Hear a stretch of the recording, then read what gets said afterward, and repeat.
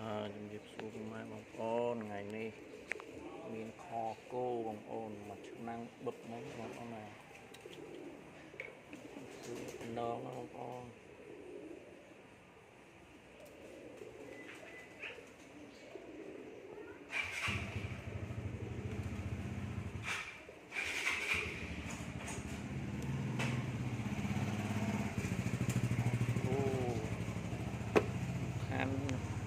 ផ្ទះចេះតែព្រៀបច្រើននឹងវាធ្លាប់មានចំណីហូបវាចុះមករហូតពេញទៅលើទៀតនោះ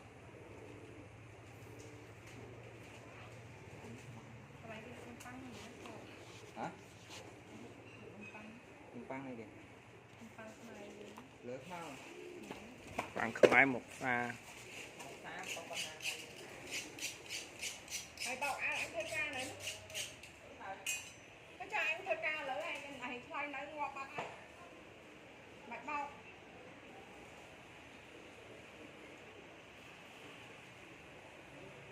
ទីទុកនេះទី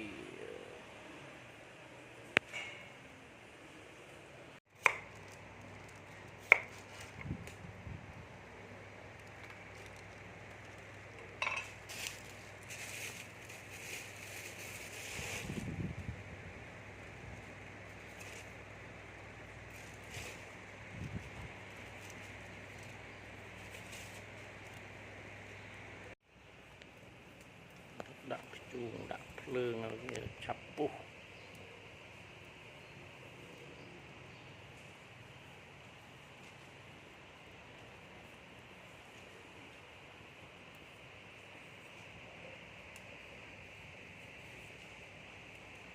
ខ្ញុំជប់ពេកពុះហើយ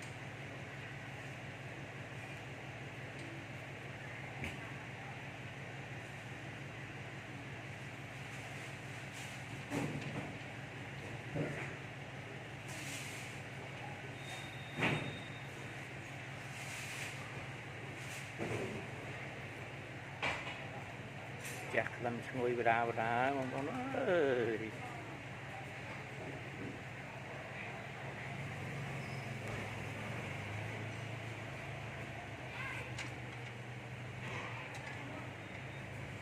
ចូលក៏ជួមល្អអត់ទុក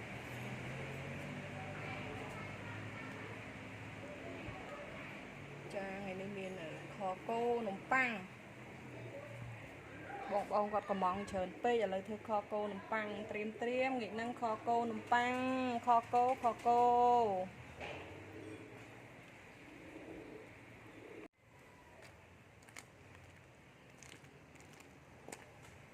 បន្ថែមគ្រឿងត្រូវ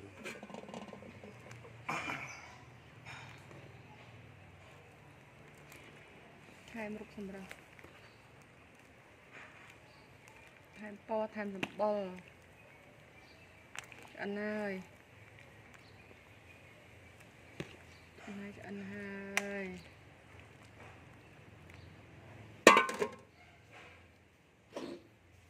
បាយ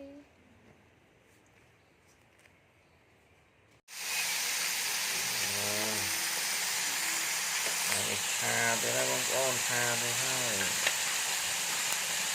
អរគុណហើយនឹងឆាប្រអើទូក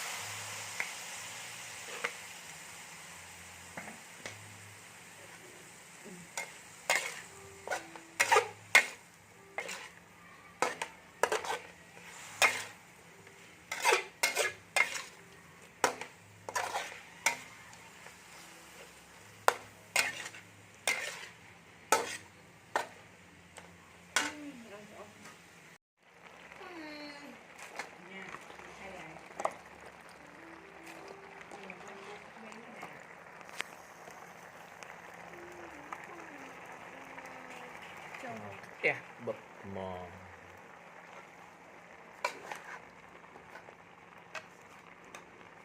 ចូលអូចេញជារូបរាងហើយបងប្អូនអើយតំណង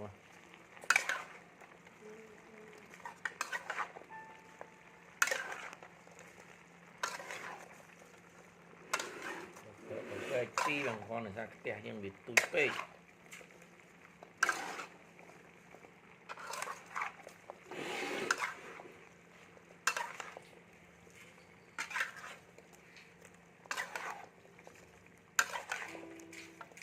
វាទៅយកម៉ាក់ទៅយកអាំងមក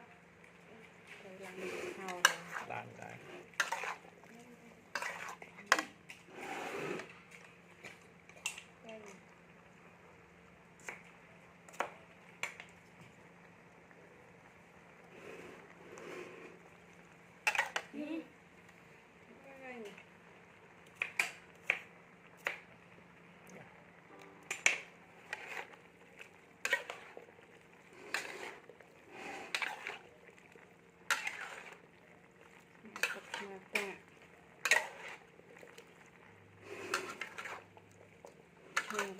ឈប់10ប្រអប់ហ៎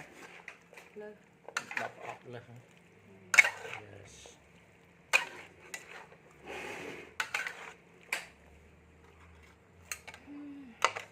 เอาถุง1 គីឡូសាច់3 គីឡូហើយ2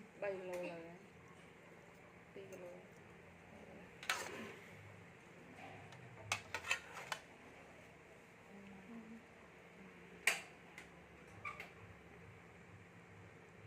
រួចរាល់ជួបគ្នានឹងការដឹកជញ្ជូនបាទឥឡូវបានដឹកអីវ៉ាន់មកដល់ហើយគោលដៅបងប្អូនអើយណាចាប់ពីដំពងដល់កងខ្លះទៀតបងអើយខគោឆាក្អៅឈូកផងអីផងអតិថិជនកំងអរគុណច្រើនដែលបានគ្រប់គ្រងបងប្អូនហើយគង់ចាំគេមកទទួលអីវ៉ាន់អញ្ញាមានអីនិយាយជំរាបសួរពុកម៉ែបងប្អូនអត់បងទូពុកម៉ែបងប្អូនញ៉ាំនេះមកដឹកអាវ៉ាន់នៅទូប្រវត្តិនេះក៏សូមពុកម៉ែបងប្អូនជួយឲ្យកម្លាំងចិត្តជួយ like ជួយ share និង follow page សុបិន keyboard channel YouTube របស់ខ្ញុំបាទផងជួយគ្រប់គ្រងឲ្យកម្លាំងចិត្តអូខេអរគុណពុកម៉ែបងប្អូនបើបានមកខេដល់ខ្ញុំគិតយ៉ាងម៉េចខ្ញុំមានអីមានកាដូមានកាដូជូនពុកម៉ែបងប្អូនទៀតឲ្យបានមួយខែគាត់ណាបាទពេលនេះឲ្យបងពុកម៉ែបងប្អូនសូមជម្រាបលា